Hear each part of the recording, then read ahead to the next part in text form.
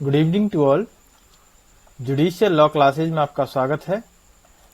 कल हमने आपके लिए छोटा सा टारगेट रखा था कि पर वीडियो पे 50 लाइक्स और जो आपका संपत्ति अंतरण अधिनियम का एग्जाम हुआ उसकी वीडियो कवर की थी, उसके अंतर्गत आप चैनल पे 250 सब्सक्राइब, और दोनों ही अचीव नहीं हुए हैं और ना ही आप वीडियोज को शेयर करते हो। थोड़ा डिसपॉइंट करता है और कुछ नहीं है, ठीक है। ये आप देख सकते हो, आपकी इच्छा है, ठीक है। हाँ चलिए, तो आज हम देखेंगे आपका अगला जो एग्जाम है कंपनी विधि, ठीक है, यानी कंपनी विधि एवं प्रतिस्पर्धा अधिनियम 2002। जो कंपनी लॉ है उसके अंतर्गत आपके मोस्ट इंपोर्टेंट क्वेश्चंस हम यहाँ पे डिस्कस करेंगे। टॉप 10 क्वेश्चन डिस्कस करेंगे। और ये जो टॉप 10 क्वेश्चंस हैं आपके, मैंने आपके सैंपल एग्जाम जो प्रोफेसर जितनी मेरे पास आए हैं, जो किसी कॉलेज के प्रोफेसर द्वारा ही बनाए गए होंगे, तो मेरे पास 4 सैंपल पेपर आए हैं। उन चारों सैंपल पेपर में जो भी कॉमन क्वेश्चन हुए हैं, जितने भी कॉमन क्वेश्चन हैं, उनको मैंने यहाँ पे टॉप 10 में रखा है यहाँ पर, ठीक है। उनको देख लेते हैं। तो बेस्ट 10 क्वेश्चन जो है, तो पहला क्वेश्चन है संपत्ति की परिभाषा दीजिए।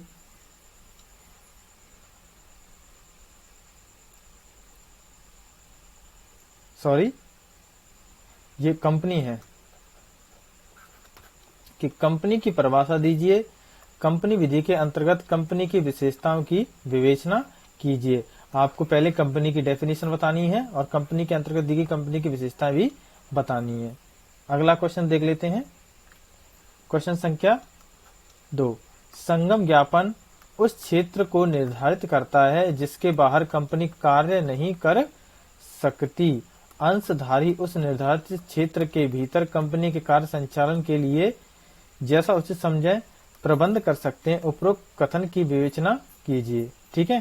तो एक तो इस प्रकार से क्वेश्चन है, और यही प्रश्न इस प्रकार से भी आ सकता है कि कंपनी के संबंध में अधिकारातीत सिद्धांत की उचित उदाहरण सहित व्याख्या कीजिए। अधिकारातीत जो सिद्धांत है उसकी व्याख्या करनी है। अगला क्वेश्चन है क्वेश्चन संख्या 3, आंतरिक प्रबंध के सिद्धांत की विवेचना कीजिए। इस सिद्धांत के क्या क्या अपवाद हैं ये बताना है, ठीक है। ये आपका तीसरा क्वेश्चन है। 4th क्वेश्चन क्या है, विवरणिका की परिभाषा दीजिए। विवरणिका में मिथ्या कथन के लिए किसका दायित्व है।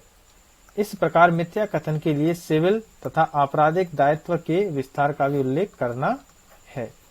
या यही प्रश्न इस प्रकार से भी आ सकता है कि विवरणिका में किए गए दुर्व्यापदेशन में एक पीड़ित पक्षकार को क्या क्या उपचार उपलब्ध होते हैं, ठीक है।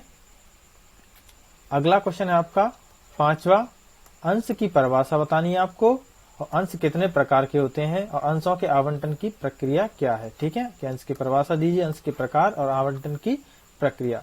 क्वेश्चन संख्या 6, निदेशकों की नियुक्ति एवं हटाए जाने के संबंध में कंपनी अधिनियम 2013 के प्रावधानों की विवेचना कीजिए। कि निदेशकों की नियुक्ति और हटाए जाने के संबंध में कंपनी अधिनियम में जो भी प्रावधान उनकी विवेचना करनी है। क्वेश्चन संख्या 7, दमन तथा कुप्रबंध किसे कहते हैं, यानी दमन तथा कुप्रबंध क्या है, इनको रोकने के लिए क्या उपचार उपलब्ध है, ये हमें बताना है। 8th क्वेश्चन है आपका, 8th क्वेश्चन है कंपनी के अधिकरण द्वारा समापन के आधार, इसके प्रकार, शक्तियां, कर्तव्य और दायित्वों की विवेचना करनी है। अब ये आपका 8th जो क्वेश्चन है, इसमें मैंने आपकी सीरीज में 23, 24 और 25 ये 3 प्रश्न है, इनको कंबाइन कर दिया गया है, ठीक है। तो कंपनी के अधिकरण द्वारा समापन की किस तरह से किन आधारों पर किया जाता है, इसके प्रकार, शक्तियां, कर्तव्य और दायित्व, इन सभी को बताना है। चलिए 9th जो क्वेश्चन है, सेकंड लास्ट क्वेश्चन है ये, प्रतिस्पर्धा विरोधी करार क्या है। प्रतिस्पर्धा विरोधी करार क्या है, उद्यमों की अधिभावी स्थिति के दुरुपयोग को रोकने के लिए अधिनियम में क्या प्रावधान किए गए हैं, इसको बताना है। लास्ट क्वेश्चन है आपका 10th, प्रतिस्पर्धा अधिनियम 2002 में महानिदेशक की नियुक्ति व उसकी अन्वेषण करने की शक्तियों के संबंध में उपबंधों की विवेचना आपको करनी है, ठीक है। तो ये थी आज की टॉप 10 क्वेश्चंस आपके कंपनी लॉ और प्रतिस्पर्धा अधिनियम के अंतर्गत। आशा करता हूं आपको ये हेल्पफुल रहेगा। ठीक है, चैनल को सब्सक्राइब जरूर कर दिया करें। ठीक है, वीडियोज को शेयर करें। Thank you.